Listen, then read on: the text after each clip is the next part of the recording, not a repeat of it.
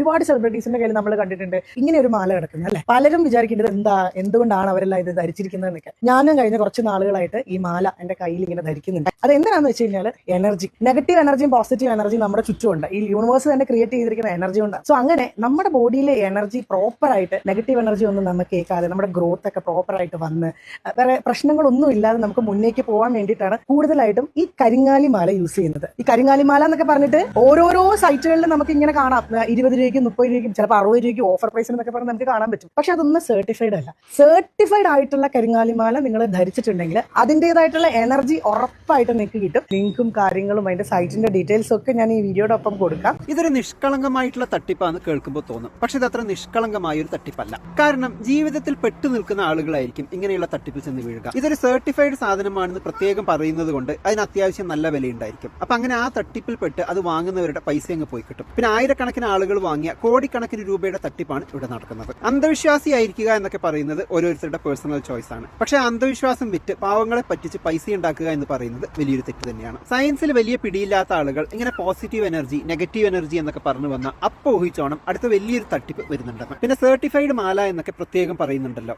ഏത് കോമാളിയാണെന്നാവോ ഇതൊക്കെ സർട്ടിഫൈ ചെയ്ത് വിടുന്നത്.